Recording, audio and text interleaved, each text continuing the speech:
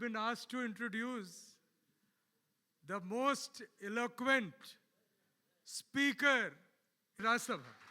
Beg your pardon. Shri Sanjay Singh ji, मैं कुछ बातें आपसे शेयर करना चाहता हूं। नौजवान लोग हैं, ओबीसी और सामाजिक न्याय के लिए, समाजवाद के लिए अगर हम वीपी सिंह को याद करते हैं, अगर माननीय अर्जुन सिंह जी को याद करते हैं, उसी कड़ी में आज संजय सिंह भी खड़े। तो मैं चाहता हूं एक बार जोरदार ताली इसलिए दें कि संसद में कोई दहाड़ के बोल सकता है कि किस गुफा में छुपा हुआ है नकली ओबीसी, तो वो सिर्फ संजय सिंह हो सकते हैं। सिर्फ संजय सिंह हो सकते हैं जो इस देश के प्रधानमंत्री के मालिक को चुनौती दे सकते हैं, और सिर्फ संजय सिंह है जो हम लोगों के दिलों की आवाज को बेखौफ संसद में बोलते हैं। उनका मैं इस्तकबाल करता हूं, सलाम करता हूं और उनसे अनुरोध करता हूं कि आप आकर सिर्फ युवाओं को नहीं, इस देश को अपना संदेश दें। माननीय संजय सिंह जी। पी विल्सन साहब और सभी अतिथिगण का मैं हृदय से आभारी हूं कि आपने मुझे यहाँ पे बुलाया। कृष्णैया साहब, और ये जो मुद्दा है ये हम लोगों के दिल के बहुत करीब है। कास्ट सेंसस की जब बात चली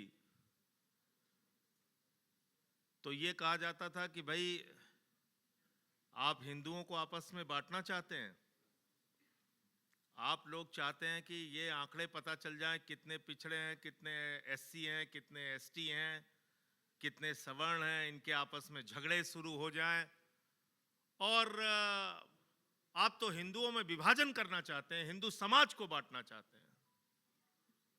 तो मैं उन लोगों से पूछता हूं कि उत्तर प्रदेश में लखनऊ के अंदर एक पासी समाज के 80 साल के बुजुर्ग को मंदिर की सीढ़ियों पे पेशाब चटवाई गई, वो क्या किसी मुसलमान ने चटवाया? मध्य प्रदेश में एक आदिवासी के सर पे पेशाब की गई, वो क्या किसी मुसलमान ने किया?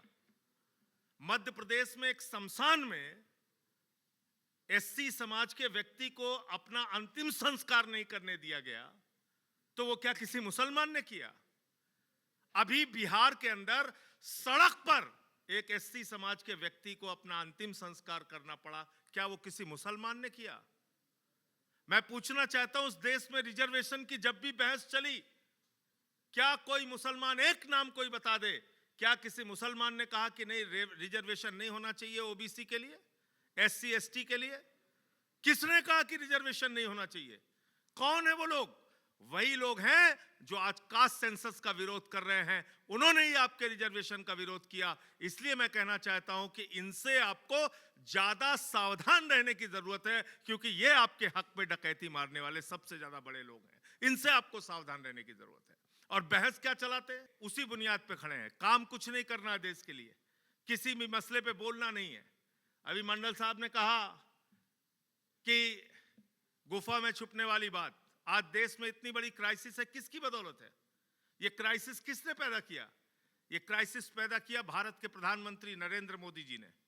और ये बात मैं इसलिए कह रहा हूं कि आपको शायद नहीं पता था, हमको भी नहीं पता था, लेकिन देश के पेट्रोलियम मिनिस्टर को पता था, देश के फॉरेन मिनिस्टर को पता था, देश के प्राइम मिनिस्टर को पता था कि स्ट्रेट ऑफ हॉर्मुज से 60% क्रूड ऑयल इंडिया का आता है, 50% गैस इंडिया का आता है उसी स्ट्रेट ऑफ हॉर्मुज से। तो आपने ईरान से अपने रिश्ते क्यों बिगाड़े? आज देश के अंदर संकट है, आप गायब हैं, आप नहीं बोल रहे। आज चुनाव की रैली में आपको लग रहा है आप तमिलनाडु जीत जाएंगे। तमिलनाडु में तो भारतीय जनता पार्टी को इन लोगों ने कभी घुसने नहीं दिया। मुझे लगता है इस बार भी जीरो पे ही आप लोग रखोगे, उनको जीरो पे ही रखना, ये लोग जीरो के ही लायक हैं। मैं